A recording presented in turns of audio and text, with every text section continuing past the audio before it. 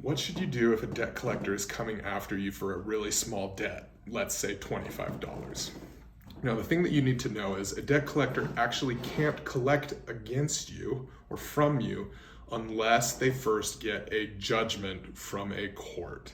So what they would need to do is take you to court for that $25, win in court, and then get a judgment, then they can collect on you.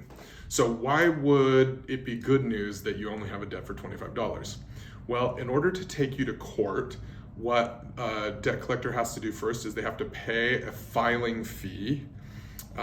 Those are, anywhere from like $50 up to like $400, $500, depending on the type of case. For this type of a case, it'd probably be something smaller, like $50. And the other thing they would have to do is they would have to pay an attorney for their time to prepare and file that case as well. Now, as you can imagine, it's probably not going to be very cost effective to be spending time on an attorney and spending money on filing costs just to recover $25. They're going to lose money in that case.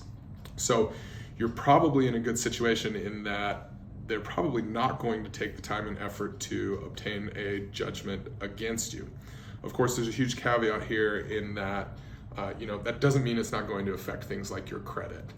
An unpaid bill certainly could affect your credit, but we're just talking about, can they take me to court? Can they get a judgment? Can they go after my paycheck? Something like that.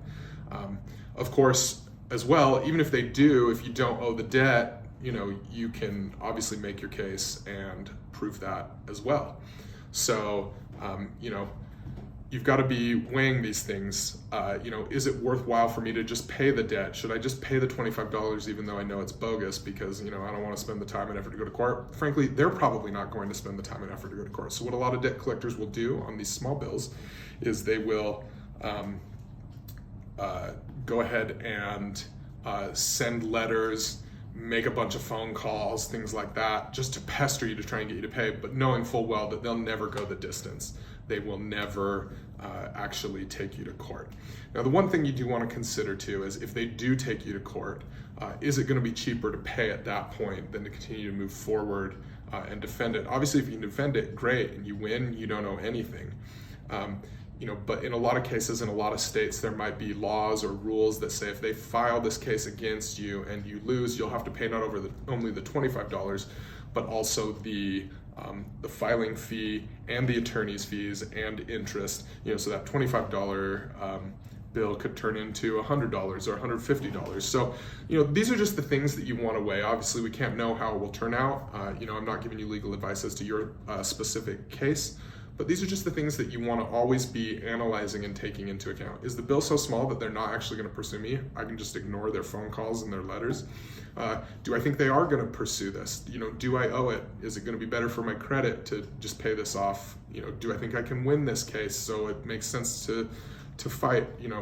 These are just always things that you want to be analyzing and thinking about. It shouldn't just be about, well, if a debt collector contacts me, I ignore them. Maybe you do, but that needs to be a conscious decision to ignore rather than just, I can't be bothered with this, I'm overwhelmed. So hopefully that tip is helpful, and if you want more, head to debtbrief.com or check more out here.